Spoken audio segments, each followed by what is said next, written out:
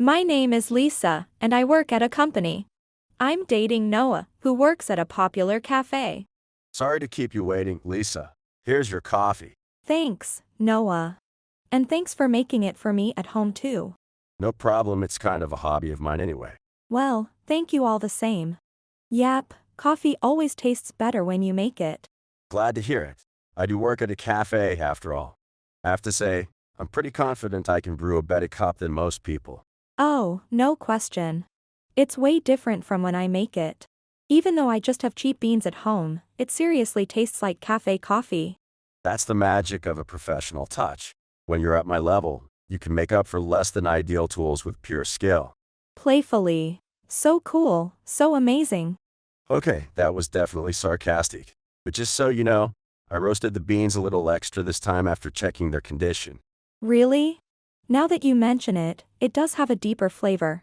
Wait a minute, don't we not even have a roasting tool at home?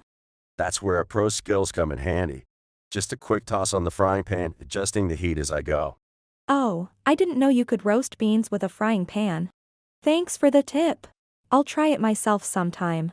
This is how we usually spend time together, enjoying each other's company. Then, one day, I went to Noah's cafe. Oh, excuse me, can I get a BLT sandwich and a cafe latte? Wait, Becky? Well, if it isn't Lisa, what a coincidence to run into you here. Wait, Becky, I didn't know you worked here. Of course you didn't. Today's actually my first day on the job. And by the way, Lisa, you still look as plain as ever. I guess I've always been kind of plain. Well, no comeback. You're never going to get anywhere with that attitude. Unlike you, I'm cute, and on my first day here, I'm already the center of attention. Maybe you should take a page out of my book. Sure, I'll think it over while I enjoy my BLT and cafe latte. Hop's fine. I heard your order perfectly. Becky is an old childhood friend. She's always been the type to put down other girls to feel superior, and I've never been comfortable around her. Not wanting to get involved with her, I quickly finished my meal and left the cafe. Later that night. Hey, Noah. Is this a good time? Yeah, of course. What's up? Did you just miss hearing my voice? So, you hired someone named Becky recently, right? I wanted to ask you a bit about her. Oh, Becky. Yeah, she's been working hard and seems like a good fit. But why do you care so much? Or is it that you really just wanted to hear my voice? Actually, she's an old friend of mine, so I was just a bit curious. So it's not about missing me, it's jealousy, right? Don't worry, I'm always into you, Lisa. Yes, thank you. Becky has always been pretty mean and made a lot of enemies with other girls. So I just wanted to warn you in case she causes any trouble. I did notice she has a bit of a cutesy act going on. That sounds like her. She's always been sweet only to guys. Got it. I'll keep an eye out. But just to confirm, there's really no jealousy involved. Well, I apologize for bothering you so late, so I'll leave you to it. Wait. I'm sorry, really. Please don't go all formal on me like that.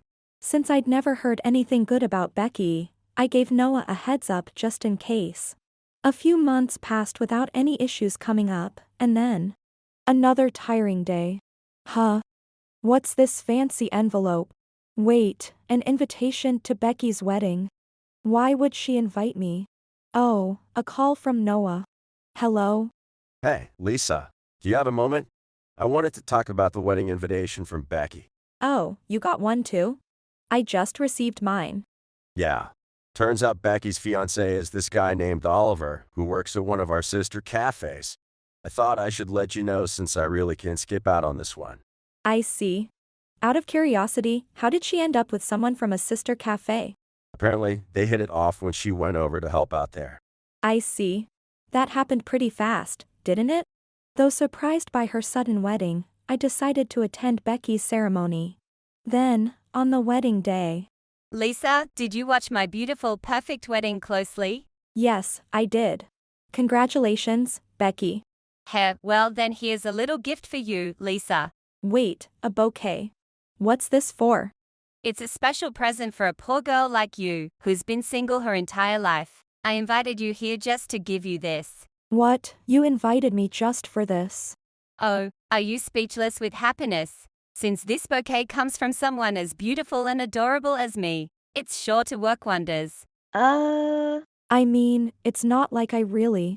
Everyone, let me introduce you to Lisa here. She's single, unremarkable, and honestly, a bit of a sad case. If you're willing, please give poor Lisa here a few kind words. What? Hey, what are you doing all of a sudden? And if you're able, please exchange contact info with her too. Otherwise, I fear she'll stay single forever. This is priceless. Inviting you was the best decision I made. Just after Becky loudly handed me the bouquet and started saying such things, suddenly. What are you doing? Stop this at once. Oh, Oliver, I wasn't being mean or anything. I just thought this would help Lisa's future, as a friendly gesture. No, that's not the point. Actually, I'm already married, so I don't need your help. Thank you very much. What? Lisa married before me. Ha, what a pathetic lie. It's no lie. After all, I'm Lisa's husband. What? Why you're married to Noah? That's why I told you to stop. Wait, what's going on? Did you know about this, Oliver? Have they been close or something? No, but Noah here is actually the manager of not only this place, but of all our affiliated stores. The manager? No way. Isn't he just the manager of our store? He's usually based at the main branch. But honestly, how did you not know this? You just mocked his wife in front of everyone. No, that's not what I meant at all. Oh? I thought you always treated me that way with exactly that intention. No way. Stop saying weird things like that. Becky, I want an honest answer. Did you really not mean to put Lisa down? I swear. Noah, you know how I am at work. You know I wouldn't. Becky panicked and denied everything, but Noah. It's disappointing that you can't be honest with me. For the record, the version of you I know is someone who talks down to other female staff behind their backs. And someone who, even up until the day before her wedding, was relentlessly messaging me. What? Is that true? Yeah, just look at these messages. She's been texting me like this almost every day. Who knows, maybe another message will come after today's ceremony too. Wait, stop it. Don't show him those. I can't believe this. You told me I was the only one you loved. I do love you. Don't let this nonsense cloud your judgment. Nonsense? Do you think it's possible to fake a whole message history online? There are ways to do anything these days. Then why don't you show us your line history too? That'll clear things up, won't it? Heck. Well, No need to press further. It's obvious enough. Oliver, if you take my advice, you might want to reconsider this marriage. I think Noah is right. what? Oliver, you're seriously thinking about calling off the wedding? You lied to me, didn't you? I thought I was the most important person in your life. But to you, I was just second place or maybe even lower. That's not that uncommon these days, is it? True, not all marriages are based on mutual love. But if that's the case, at least keep up the illusion. You could have deceived me forever. But I was trying to make you feel that way. Then you shouldn't have been sending me these messages. This just looks like you were ready to switch partners or cheat at the first chance you got. Yeah, I can't imagine building a happy home with you like this. Wait, I haven't lied about everything. I do want to marry you, and the debt I mentioned before, that's real. You promised to help me with it. Are you just going to throw me back into that harsh reality? Seeing Oliver saddened by Becky's attachment to Noah, Becky begins to lash out at him. I decide to step in. Hey, Becky, why do you even have debt in the first place? Stay out of this. This is between me and my fiancé. No, I won't. I don't like things being unfair. You know, you've always felt self-conscious about being from a single-parent household. And then, at some point, you started taking it out on other women, didn't you? What? What are you even talking about? Acting nice only to men, maybe that was because you missed having a father figure? And stealing your classmate's boyfriend. Was that to fill the emptiness, or? No, it was to show that you're more desirable than everyone else, right? Wait, did she really steal someone's boyfriend? Shut up. What's with you and these accusations? I always wondered why you had such a need to feel superior to others. Then I realized, it's because that's the only way you can feel okay with yourself. In other words, you've been convinced you're a victim of bad luck, haven't you? How dare you act like you know me? What's your point anyway? Your debt. Is it the result of trying to compensate for that insecurity? After all, your late mother left you quite an inheritance, didn't she? What? So that means her debt isn't from hardship? You don't get it. That inheritance was nothing special. Funny, you were boasting about having enough to live comfortably for a while, even showed off your bank book. So it was a considerable amount, huh? And yet, for some reason, you're in debt now. Did you spend it all trying to make up for your supposed hardships? Now that the inheritance is gone, you can't seem to stop the spending, can you? Heck, that's not true. As I continue to press her, Becky is left speechless. At that moment, Mia steps forward. Lisa's right. Becky hasn't changed one bit since our school days. She's always running away from her insecurities instead of facing them. Mia, not you two. No, I should be saying that to you. Have you forgotten how I gave you this same lecture before? Back then, you swore you'd start facing yourself and trying harder.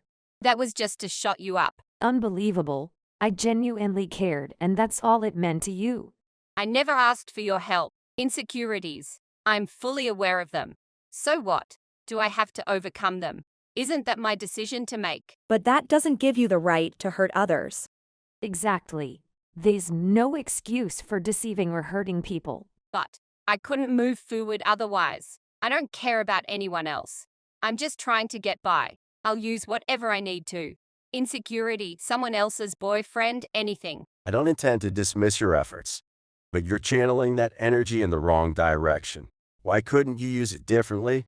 Because this energy only comes from my insecurities. I've never been able to function passionately from any other feeling. This is the only way I know how to live. That's ridiculous. Don't trap yourself in such a narrow mindset about your life and future. Believe in yourself. You can change as much as you want if you try. That's easy for people who have it all to say. People who are missing something can't just believe in themselves like that. Missing something? You don't have to put it like that. What's wrong with missing something? That's why I push myself so hard to make up for it. But even the thing driving me now might disappear one day. So all I can do is hold on to this insecurity with all my strength. Remember, people who struggle like me don't have any other options. You don't understand a thing. That's why I gave you that lecture. If you can't believe in yourself, you could have believed in the me who believes in you. Mia. Back in school, I didn't even want to get involved, given what you were like. But because you were so lost, I thought you needed someone to believe in you. So I let go of the past. And yet you betrayed me, Becky. I never asked you to do that. You only wanted to feel good about yourself, helping out like some saint. Forcing that on me is just a burden. All your lectures sounded like insults to me. As Becky said those words, Mia's shoulders trembled with frustration. Then, Oliver, who had been silent, spoke up. That's enough. I've heard all I need to. Becky, I'm calling off our engagement. Wow. Oliver, are you serious? Yes. Even if I could overlook everything you've done, I can't accept the way you've treated those who reached out to help you. I just can't love you. Not like this. No. I thought I was finally going to be happy. The happiness you almost had, you threw it away yourself. Mia, you and Lisa ruined everything. How are you going to make this right? Don't blame others. This is the result of you showing your true self. Besides, I'm sure you just keep chasing happiness with other people, doing whatever it takes. Better to end this before it causes even more damage. Ridiculous. I would never do that. Then why were you still messaging Noah? And the debt, too? You never told me about your spending habits. It's probably because you don't know what you really want or how to feel fulfilled. You've been chasing desires without restraint, Becky. You've brought unhappiness upon yourself time and again. Isn't it time you finally understood that? No, that's not. In any case, this is where we part. I truly hope you find happiness in life, just somewhere far away from me. No, wait, please just listen. Take a moment to let go of this obsession and face your true self. Maybe a life of debt and simplicity will serve as your own form of training. Goodbye, Becky. Take care. No. How did it come to this? Thus, the wedding was called off, and Becky and Oliver's engagement was broken. Afterward, Becky lost her place at work due to the scandal and decided to quit her job. With mounting debt and now unemployed, Becky struggled, grumbling about her situation while working various part-time jobs. However, deep down, she made a dark resolve to one day get back at those who had wronged her. Life continued in this unchanging routine for her. Meanwhile, as for us, the couple. Ta-da. I got us a coffee roaster that we can use on the stove. Wow, this is the one where you put the beans in and spin it around, right? Yeah. I even bought some raw beans, so let's try it out right now. This is actually kind of fun, but wait, something's flying everywhere. Oh, that's just the skins of the beans. It's a sign they're roasting properly. Pretty professional. Right. Hey, but doesn't this make a huge mess around here? Haha. Well, at least we can clean the stove afterward. 2 birds with 1 stone. Honestly, I think roasting them in a pan is just about right for me. After getting married, we began living together and started transforming our home into a cozy little cafe. We've been gathering various equipment for this project, and though unexpected things like today often happen, it's still a lot of fun. Working together to turn our home into a cafe-style space brings us closer, and sometimes we even dream about opening our own small cafe one day. As we wish for these peaceful days to last forever, my husband and I continue to enjoy these happy moments together. If you enjoyed this video, we'd be thrilled if you subscribed to our channel. Subscribing means you'll receive notifications for new videos, keeping you in the loop with all our latest content. Your support is vital to our growth. Let's enjoy and grow together.